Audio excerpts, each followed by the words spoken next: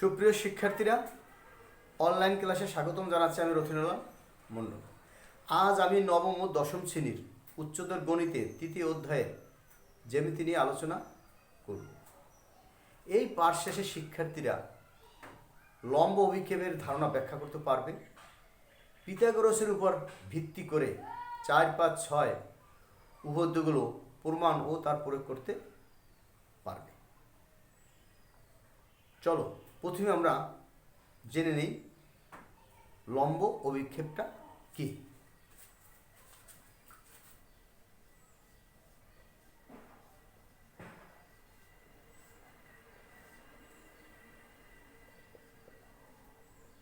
লম্ব অভিক্ষেপ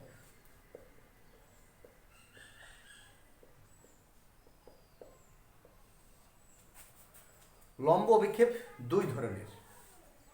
একটা হলো বিন্দুর লম্ব অভিক্ষেপ, আর একটা হলো রেখাংশের লম্ব অভিক্ষেপ। প্রথমে আমরা জেনে নেব বিন্দুর লম্ব অভিক্ষেপ।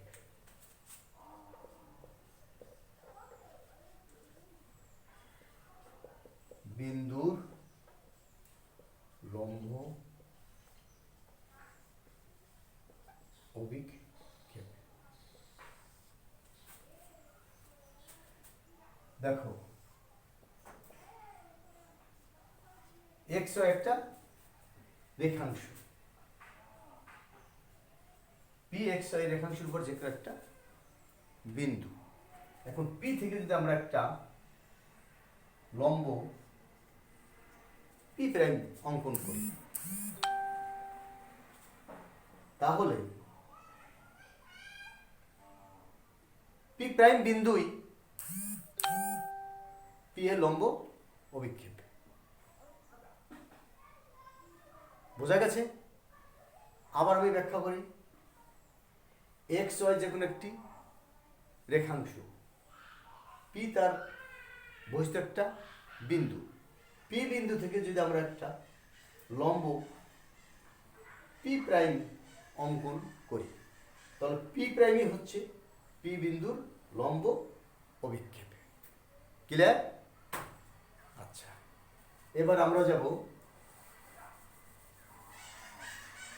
রেখাংশের লম্ব অভিক্ষেপ।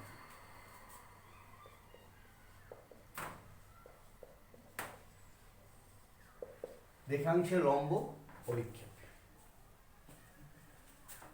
এই লম্ব অভিক্ষেপ যদি আমাদের স্পষ্ট ধারণা না থাকে লম্ব অভিক্ষেপ সম্পর্কে, তাহলে আমরা এই 4, 5, 6 উপপাদ্য আমরা বুঝবো না। এই জন্য লম্ব অভিক্ষেপটা আমাদের লম্ব অভিক্ষেপ সম্বন্ধে স্পষ্ট ধারণা আমাদের থাকতে হবে। আশা করি আমি যেভাবে ব্যাখ্যা দেবো তোমরা সবাই লম্ব অভিক্ষেপটা কি, বিন্দু লম্ব অভিক্ষেপ এবং রেখাংশের লম্ব অভিক্ষেপ কি, তোমরা স্পষ্ট ধারণা তোমাদের জমবে। আমার পাঠটা যদি তোমরা মনোযোগ সহকারে দেখো। আচ্ছা,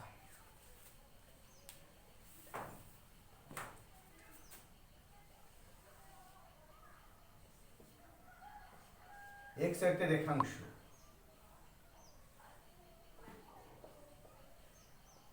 এ এবং এ একটা রেখাংশ। এখন এ বিন্দু থেকে যদি আমরা একটা লম্ব আঁকি এ প্রাইম, এবং বি বিন্দু থেকে যদি আমরা একটা লম্ব আঁকি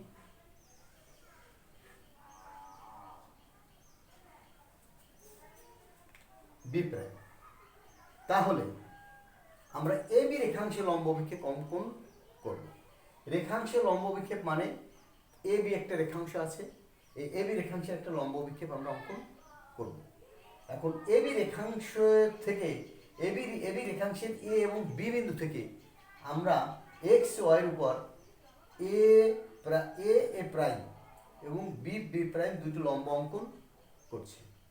তাহলে এ বি রেখাংশের লম্ব অভিক্ষেপ হবে হলো এ প্রাইম বি প্রাইম। ক্লিয়ার? আমি আবার একটু ব্যাখ্যা করব। এ বি একটা রেখাংশ, যার এ একটা বিন্দু, বি একটা বিন্দু, এবং এক্স ওয়াই একটা কি রেখাংশ। এখন এক্স ওয়াই রেখাংশের উপর এ বিন্দু থেকে একটা লম্ব আঁকছি এ প্রাইম, এবং বি বিন্দু থেকে একটা লম্ব আঁকছি বি প্রাইম। তাহলে আমরা এ প্রাইম বি প্রাইম আমরা একটা রেখাংশ পেয়েছি, এ প্রাইম বি প্রাইম। তাহলে কি হলো আমাদের, এ বি এর লম্ব বিক্ষেপ কি হলো আমাদের, এ প্রাইম বি প্রাইম। দেখা যাচ্ছে লম্ব অঙ্কনের মাধ্যমে লম্ব বিক্ষেপ নির্ণয় করা যায়। লম্ব অঙ্কন না করলে লম্ব বিক্ষেপ নির্ণয় করা যাবে না। আমি লম্ব এঁকেছি, আমি লম্ব অভিক্ষেপ পেয়েছি। এখন দেখো এটা, আমি যদি এইখান থেকে এইখানে যদি আবার একটা লম্ব আঁকি, এসি যদি একটা লম্ব আঁকি, এগুলো কিন্তু লম্ব আঁকি, তাহলে আমাদের কি হলো, এ প্রাইম বি প্রাইম সি এর একটা কি হয়েছে বলো তো, কি হয়েছে, আয়তক্ষেত্র হয়েছে। এর একটা আয়তক্ষেত্র হয়েছে, যেহেতু এটা সমকোণ, এটা সমকোণ, এটাও সমকোণ। আর আয়তক্ষেত্র কাকে আমরা জানি, যে চতুর্ভুজ বিহুত বাহুগুলো সমান এবং সমান্তরাল এবং কোণগুলো সমকোণ তাকে আয়তক্ষেত্র বলে। আচ্ছা, তাহলে বিহুত বাহুগুলো কি হয়েছে আমার, এটা সমকোণ জানি, তো বিহুত বাহুগুলো কি হবে, সমান হবে। তাহলে আমার এ প্রাইম বি প্রাইম এবং এসি এই দুটো বাহু কি আমাদের সমান। তাহলে আমরা কি লিখতে পারবো, আমরা এসিকেও এ বি এর লম্ব বিক্ষেপ বলতে পারবো। এই ধারণা আমাদের নিতে হবে, আমাদের উপপাদ্য 4 প্রমাণ করতে হবে। এগুলো থাকবে না, এইটা যেহেতু সমান্তরাল এবং সমান, তাহলে এ প্রাইম বি প্রাইম যদি এ বি এর লম্ব বিক্ষেপ হয়, তাহলে আমার এসিও যেহেতু এই দুটো সমান, এসিও এ বি এর লম্ব বিক্ষেপ হবে। সেক্ষেত্রে দেখো এই বি থেকে একটা লম্ব কিন্তু আমরা এখানে আসছি, এইখান থেকে লম্ব আঁকতে আমরা কিন্তু পারিনি। একটা লম্ব আঁকলেই এবং আর একটা বিন্দু থেকে একটা সরল আঁকলে আমরা সেটাকে আমরা কি বলতে পারবো, লম্ব বিক্ষেপ বলতে পারবো। আমার মনে হয় লম্ব অভিক্ষেপ সম্পর্কে তোমাদের স্পষ্ট ধারণা জমছে কি, ঠিক আছে? আচ্ছা, তাহলে এখন আমরা একটু পিথাগোরাসের উপপাদ্য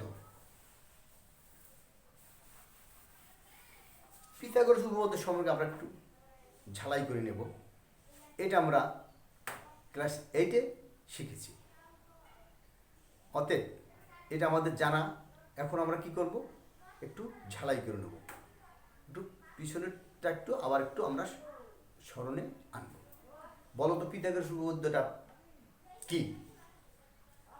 আচ্ছা, মানে সমকোণ ত্রিভুজের এখানে কি লাগবে, একটা সমকোণ ত্রিভুজ লাগবে। আমরা সমকোণ ত্রিভুজ আমরা জানি, যে ত্রিভুজের একটা কোণ সমকোণ তাকে আমরা কি বলি, সমকোণ ত্রিভুজ বলি। আর সমকোণ ত্রিভুজের অতিভুজ, আমরা অতিভুজ, সমকোণ ত্রিভুজ অতিভুজ আমরা চিনি। এই অতিভুজের উপর অঙ্কিত বর্গক্ষেত্র এবং অপর দুই বাহুর উপর অঙ্কিত বর্গক্ষেত্রের সমষ্টির সমান, এটা হলো সমকোণী পিথাগোরাসের উপপাদ্য। তাহলে আমরা চিত্রের মাধ্যমে একটু জানি।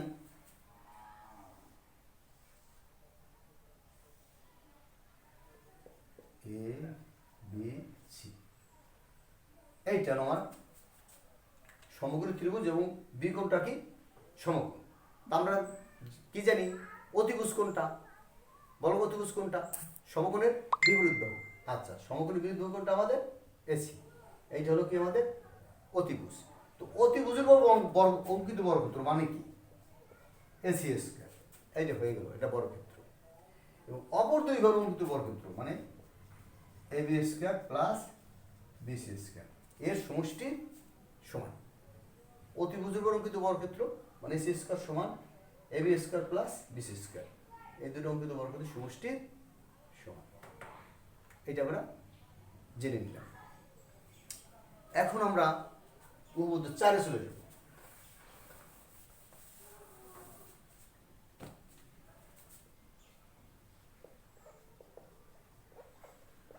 উপপাদ্য 4 বলতে পারবো উপপাদ্য 4-এ কি আছে।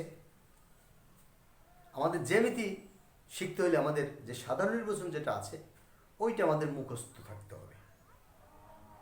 আমাদের উপপাদ্যে কয়টা অংশ আছে? 4টা অংশ আছে।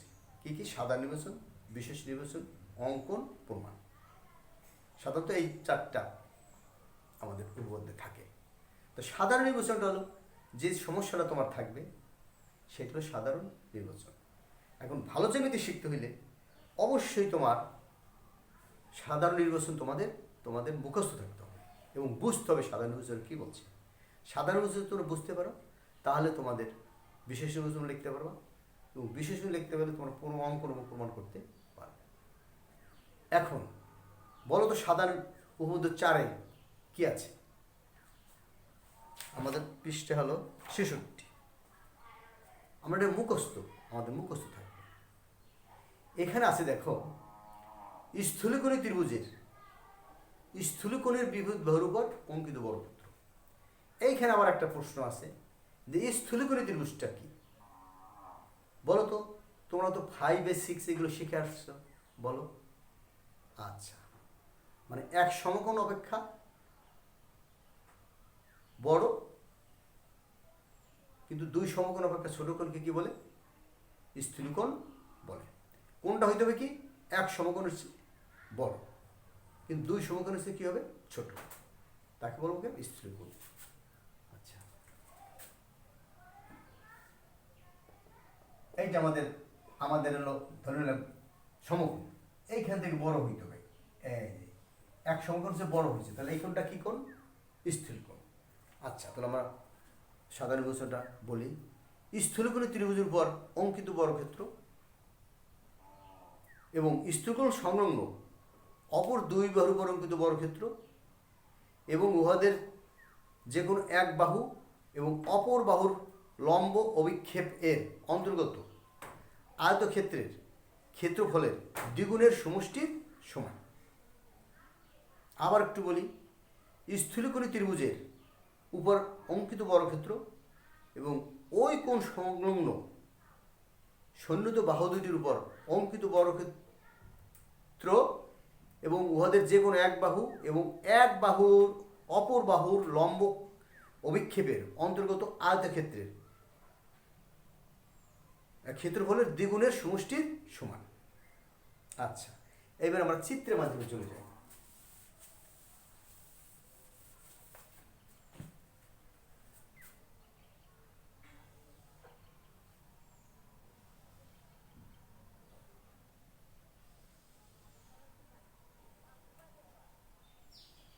A B C, A B C আমাদের একটা স্থূলকোণী ত্রিভুজ। তাহলে কি বলছে? স্থূলকোণী ত্রিভুজের স্থূলকোণের বিপরীত অঙ্কিত বর্গক্ষেত্র মানে স্থূলকোণের বিপরীত বাহু এ বি স্কয়ার, এইটা আমাদের কি? স্থূলকোণ। এর বিপরীত বাহু এ বি উপর অঙ্কিত বর্গক্ষেত্র।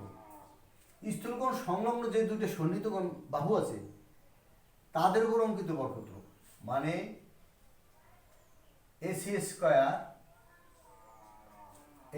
প্লাস বিসি স্কয়ার প্লাস বলছেন লম্ব অভিক্ষেপ হতে হলে একটা কি লাগবে? একটা লম্ব লাগবে। তাহলে আমরা বিসি বাহুর বর্ধিত অংশের উপর একটা লম্ব আঁকি, বিসি বাহুকে বর্ধিত করি। আচ্ছা, ডি পর্যন্ত আমরা বর্ধিত করলাম। তাহলে বিসি বাহুর বর্ধিত অংশের উপর এই এ বিন্দু থেকে আমরা একটা লম্ব আঁকছি। তাহলে কি এই বাহুর লম্ব অভিক্ষেপ কি হবে? সিডি হবে। মনে আছে? দেখো,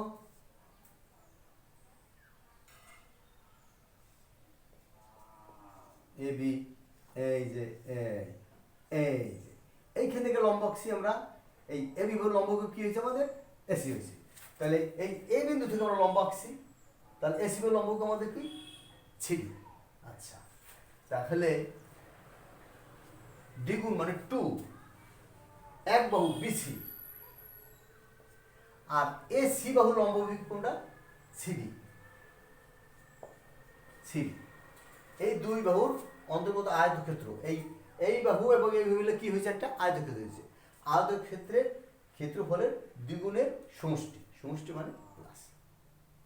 এইটা হলো আমাদের মানে প্রমাণ করতে হবে।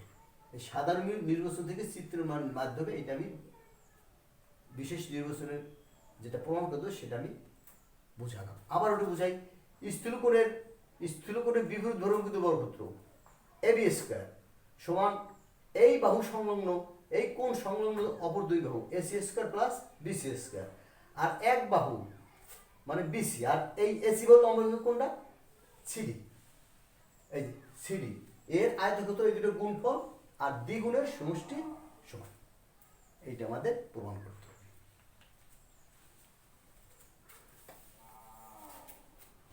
তার মানে একটা বিশেষ নির্বাচন।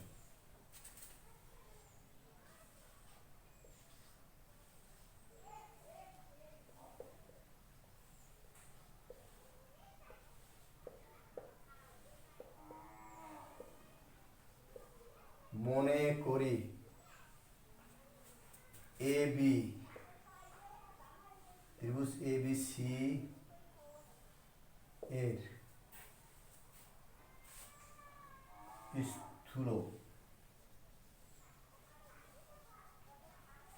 স্থূলকোণ কত?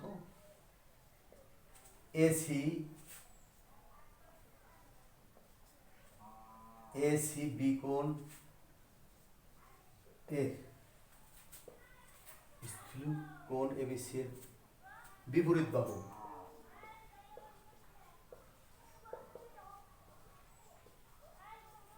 বাহু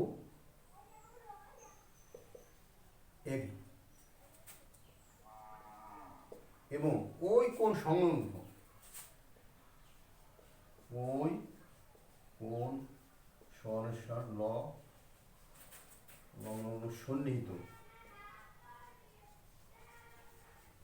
সন্নিহিত বাহু দুইটি কি বলো? এসি ও বিসি।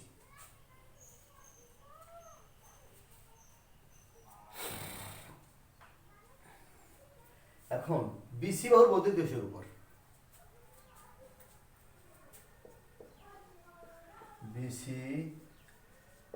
বিসি বাহুর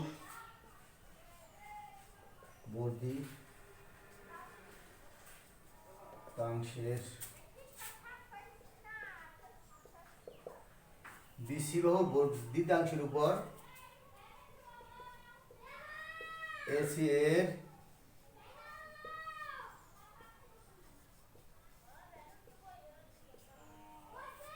এর লম্ব বিভাগ কোনটা? সিডি।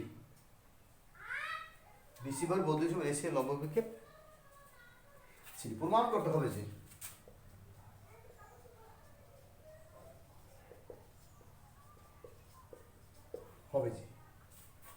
এই যে এইটা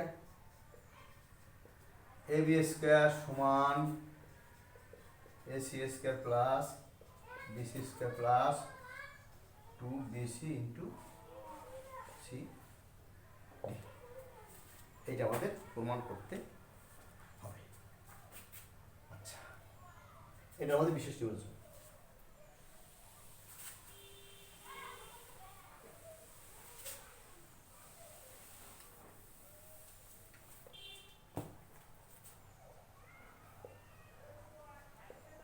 প্রমাণ বিসি বাহুর বর্ধিতাংশের উপর এসি এর লম্ব কোণ সিডি। বিসি বাহুর বর্ধিতাংশের উপর এসি এর লম্ব অভিক্ষেপ সিডি হওয়ায় এ বি ডি একটা কি সমকোণী ত্রিভুজ। এ বি ডি একটি সমকোণী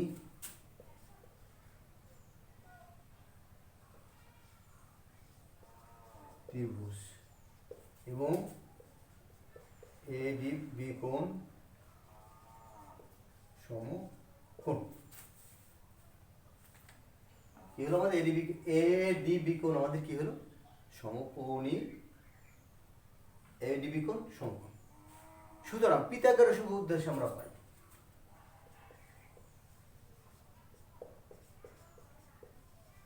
পিথাগোরাসের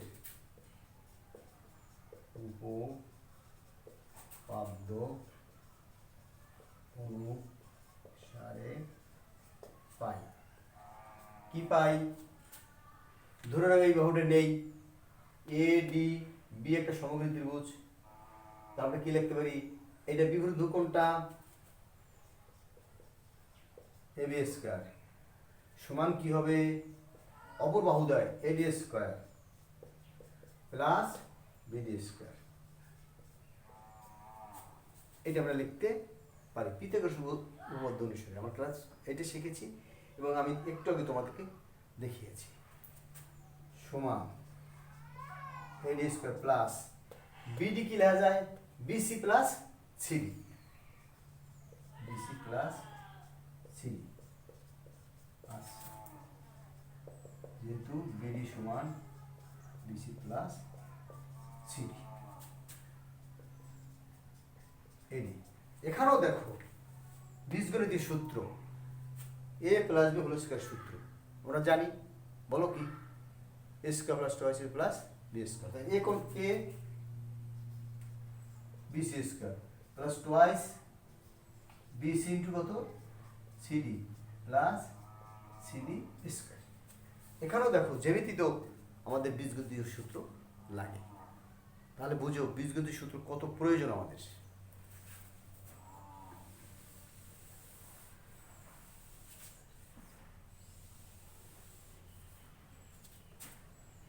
এখানে আমরা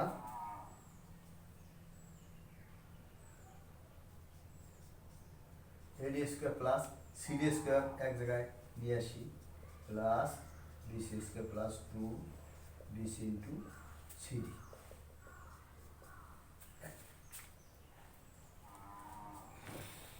আবার এখন এই ছোট ত্রিভুজের দেখো এডিসি একটা ছোট ত্রিভুজ, এই কোণটা কত? আমাদের সমকোণ। তাহলে এটাও আমরা কি পিথাগোরাস উপপাদ্য প্রয়োগ করে আমরা এটা পাই। আবার ত্রিভুজ এডিসি এর এডিসি কোণ সমকোণ। তাহলে পিথাগোরাস উপপাদ্য আমরা কি পাই? এখানে অতিভুজ কোণটা আমার AC square, AC square plus AD square plus CD square. এখানে পিথাগোরাস উপপাদ্য প্রয়োগ করছি। পিথাগোরাসের উপপাদ্য প্রয়োগ করে অতএব এটা আমরা ঘুরে লিখতে পারি। কি লিখতে পারি? এডি স্কয়ার প্লাস সিডি স্কয়ার সমান এসি স্কয়ার। এইখানে আমরা 2 নম্বর সমীকরণ দিতে পারি। আচ্ছা, এখন দেখো এক নগে আমার কি আছে? AD square plus CD square plus BC square plus two BC CD. মানে এক নয় 2 নঙের মানটা আমরা বসিয়ে যদি দেই, অর্থাৎ এডি স্কয়ার প্লাস সিডি স্কয়ার মানটা যদি এখানে বসিয়ে দিই, আমরা দিলে দিতে পারি। তো 1 নং এ 2 নং এর মান বসিয়ে পাই। কি বসাবো? এখানে এবি স্কয়ার ছিল আমাদের, এবি স্কয়ার সমান এই এডি স্কয়ার আর AD square plus CD square সমান কত আছে? AC square plus BC square plus 2 BC into CD. আমাদের এইটাই বোধহয় প্রমাণ।